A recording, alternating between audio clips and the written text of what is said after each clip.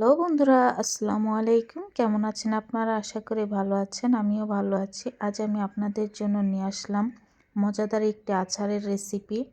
আর হ্যাঁ, শীতকাল তো চলে এসেছে, এখন তো জলপাইয়ের অভাব নেই। তার জন্য কিন্তু জলপাইয়ের আচার, বার্মিজ, কত রকম কিছুই বানানো যায়। এইভাবে যদি বানিয়ে আপনারা 1 মাসের জন্য কি সংরক্ষণ করতে পারবেন।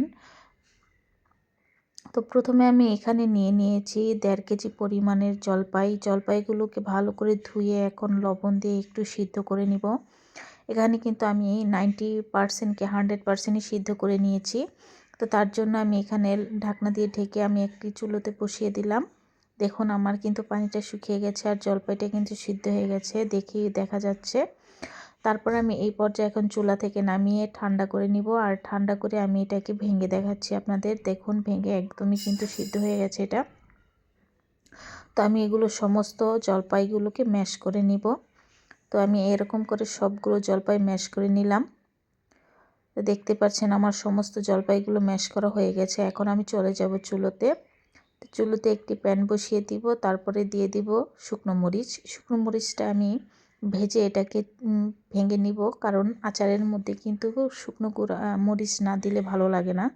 তো তারপরে এই কড়াইয়ের ভিতরে দিয়ে দিব আধা কাপ পরিমাণ তেলটাকে দিয়ে সুন্দর করে গরম করে নিব। তারপর দিয়ে দিব 1 চামচ পরিমাণ রসুন বাটাটা যদি দেন তাহলে কিন্তু আপনার আচারটা কিন্তু 1 মাসের জন্য একবারে সংরক্ষণ করতে পারবেন, কোনো নষ্ট হবে না।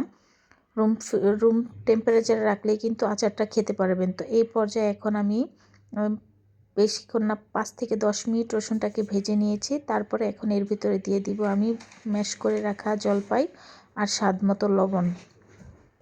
সমস্ত উপকরণগুলোকে দিয়ে আমি একটু তেলের সাথে 2 থেকে 3 মিনিটের জন্য একটু ভেজে নিব। তো দেখুন 2-3 মিনিট ভেজে নিয়েছি।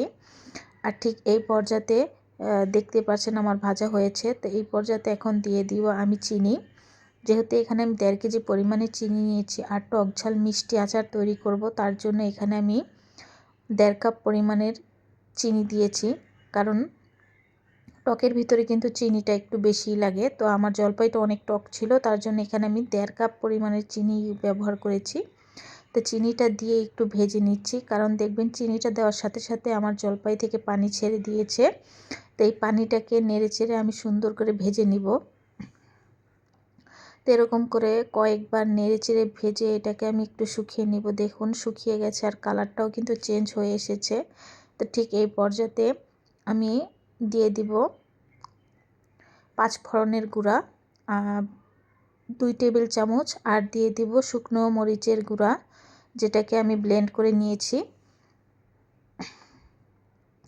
চিলি ফ্লেক্স যেটাকে বলে। তো এটাকে দিয়ে দিলাম। আপনি মরিচের ঝালটা যতটুকু পরিমাণ খাবেন তো ঠিক ততটুকু পরিমাণের দিবেন। আমি এখানে 1 চামচ পরিমাণের মরিচের গুঁড়া দিয়েছি, কারণ মরিচটা খুবই ঝাল, তার জন্য এখানে আমি 1 চামচ দিয়েছি।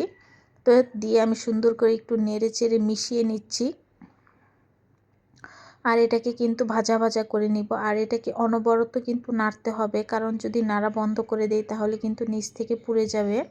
তো ঠিক এরকমভাবে আমি নাড়াচাড়া করতে থাকব, যেন আমার নিচে না লেগে যায় আর কালারটা যেন একদম ব্রাউন কালার হয়ে যায়। ঠিক ওই পর্যায়েই কিন্তু আমি চুলা থেকে নামিয়ে নিব। তো এই পর্যায়ে দেখুন আমার এখনও ব্রাউন কালার হয়নি, আমি আস্তে আস্তে নেড়ে চেড়ে এটাকে ভেজে নিচ্ছি। তো দেখুন ভাজতে ভাজতে এক পর্যায়ে কিন্তু আমার এটা ব্রাউন কালারে চলে এসেছে, দেখতেই পাচ্ছেন আমার এটা কিন্তু হয়ে গেছে। তো এই পর্যায়ে এখন আমি চুলার জালটাকে বন্ধ করে দিব আর এবং চুলা থেকে নামিয়ে নিব। নামিয়ে আপনাদেরকে সার্ভ করে দেখাচ্ছি। দেখুন দেখতে কতটা সুন্দর আর কতটা লোভনীয় হয়েছে। আর এইভাবে আচার বানিয়ে আপনি 1 মাসের জন্য সংরক্ষণ করে রেখে দিতে পারবেন, আর যখন ইচ্ছে হবে তখনই কিন্তু খেতে পারবেন, ভাতের সাথে বলেন, খিচুড়ির সাথে বলেন। তো আশা করি আপনাদের কাছে আমার ভিডিওটা ভালো লেগেছে।